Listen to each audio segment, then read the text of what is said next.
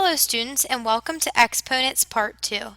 In this lesson we will have the same essential questions, but we will learn 3 specific rules for simplifying exponents. Let's first review what it means for an exponential expression to be simplified.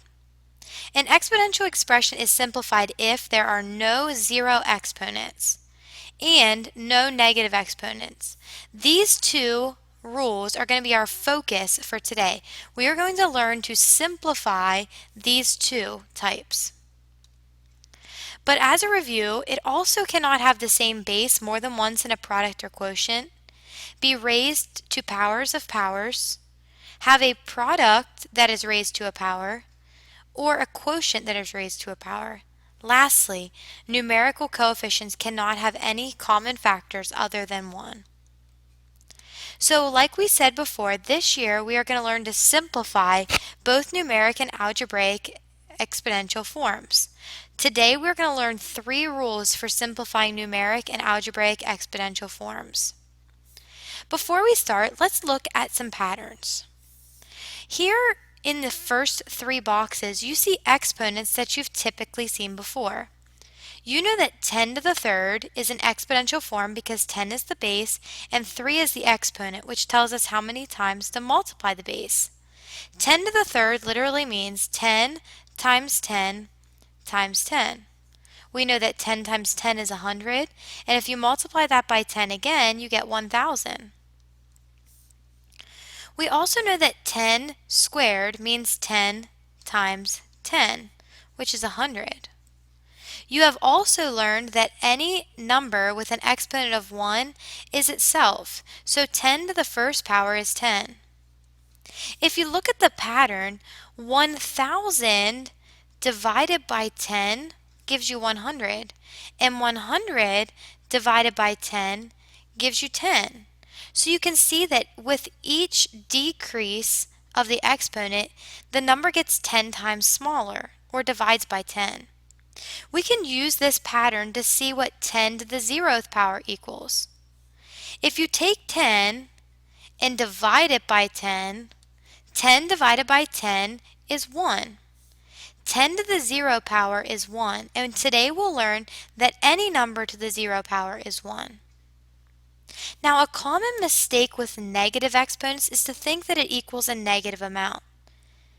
Think back to scientific notation, though, and you'll find out that negative exponents do not indicate a negative amount, but rather a very small amount. And if we use our pattern, we can prove this. 1 divided by 10 is 1/10, or 0.1. If you divide it by 10 again, you get 1/100th. If you think about 1/100th, 100 is the same as 10 squared, so it's the same as 1 over 10 squared. We will see that we can keep the exponent if we move it to the denominator and make it positive. This is going to be one of our rules that we'll talk about. If we divide that by 10, 1/10 of 100th is 1,000th. And we know that 1,000 is the same as 10 cubed, so we could say that that's 1 over 10 cubed. So we see the same power in the denominator as we did in the numerator, just with a different sign. So let's use what we just discovered to see our 3 rules. Our first rule is the 0 power. In words, this rule says the 0 power of any number is 1. So for example, 350 to the 0 power is 1 because it's a number to the 0 power. Any number to the 0 power is 1. Negative 25 to the 0 power is 1. Now this one's a little tricky. The 0 power is only to the 25. So 25 to the 0 power, because the parenthesis is not around the negative sign, 25 to the 0 power is 1, so we have to carry the negative along, so this is negative 1. Here we have negative 5 to the 0 power times 3.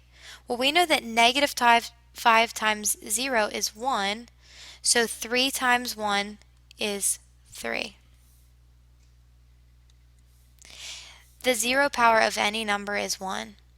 Algebraically, we would say this rule. A, meaning any number to the 0 power, is 1. And you see that picture here. The exception to this rule is 0 to the 0th power. 0 to the 0 power is undefined. It cannot be evaluated. So let's practice. 41 to the 0 power. Well, remember, any number to the 0 power is 1. So 41 to the 0 power equals 1. What about negative 8 to the 0 power? Well, remember, any number to the 0 power is 1. So negative 8 to the 0 power is 1. What about 0? 0 to the 0 power, does that equal 1? No, that is undefined. It cannot be evaluated. What about negative 13 to the 0 power? Notice the negative 13 is not in parentheses, so the 13 is the only number that's to the 0 power. 13 to the 0 power is 1, and we have to carry the negative along since it was not inside parentheses. So negative 13 to the 0 power is negative 1. What about 7 times 3 to the 0 power? Well, we know that 3 to the 0 power is 1, so 7 times 1 is 7. Let's look at some algebraic examples. A to the 0 power is 1 because any number to the 0 power is 1. Negative a to the 0 power. Notice the parentheses around the negative, so the negative is included in the number. Any number to the 0 power is 1. How is this example different from this one? The only difference is that only the a is to the 0 power. So a to the 0 power is 1. So this value is negative 1 since the negative was not included in the power. Lastly, b times a to the 0. Well, we know that a to the 0 power is 1. So we have b times 1. We know that any number times 1 is itself, so that expression is equal to b.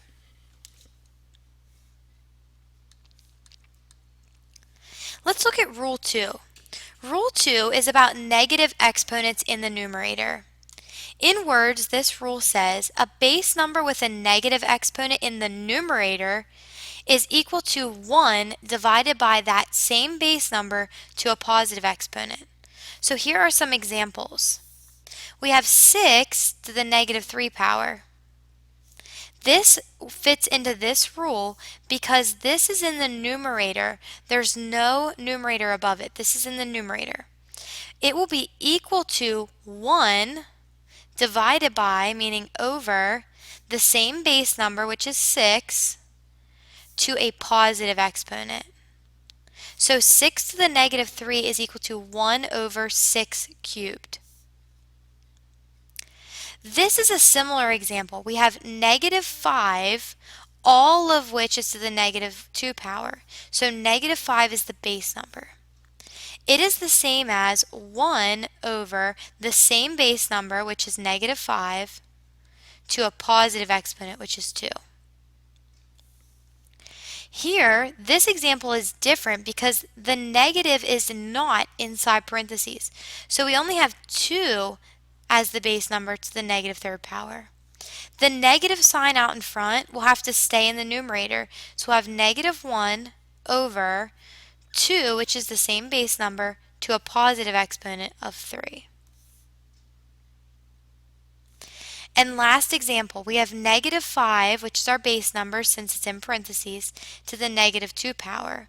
However, in this example, we have it multiplied by 3. So that 3 has a positive exponent of 1, so it will stay in the numerator. So I have 3 over the base number, which is negative 5, to a positive exponent, which is squared. Algebraically, this rule looks like if you have some number to the negative power, put 1 in the numerator, keep the same base number in the denominator, but make it a positive exponent. Let's look at some examples. 2 to the negative 4. Remember, our rule is a to the negative n is equal to 1 over a to the positive n. Because 2 has a negative exponent, we need to move that base number to the denominator, keep the base number the same, but make the exponent positive. Make it a positive 4. Put a 1 on top to hold the value. So 2 to the negative 4 is equal to 1 over 2 to the 4th. Let's practice negative 10 to the negative 2 power. Notice negative 10 is the entire base number since it's in parentheses. So negative 10 will move to the denominator, but its power will become positive. So we'll have negative 10 squared. 1 on the top to hold the value. What about negative 3 to the negative 3 power? The negative is not included in the base number, so it will remain in the numerator with the number 1. The 3, because it has a negative exponent, will move to the denominator, and the exponent will become positive. So this expression is the same as negative 1 over 3 cubed. Let's do one more example. 7 times negative 2 to the negative 3rd power. This 7 actually has an exponent of 1, which is a positive exponent. So it will stay in the numerator because it's already simplified. This base number of negative 2 has a negative exponent, so it needs to move to the denominator, having a base number of negative 2 and changing the exponent sign to a positive 3. So simplified, 7 times negative 2 to the negative 3rd power is the same as 7 over negative 2 to the 3rd power. Let's practice some algebraic examples. A to the negative n is equal to 1 over the same base to the positive exponent. Negative a to the negative n.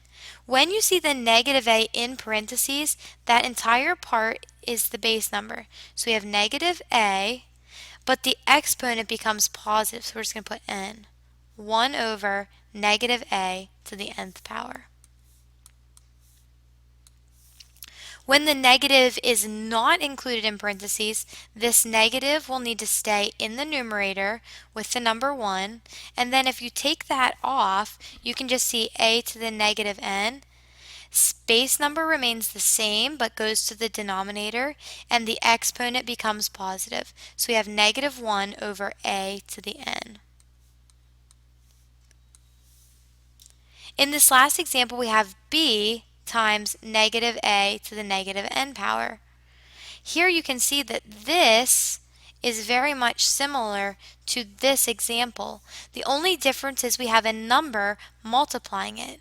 This variable, or this number, has a positive exponent of 1, so it needs to stay in the numerator because it's already simplified. The base number needs to move to the denominator, so we have negative a, and the exponent needs to become positive since it went from the numerator to the denominator.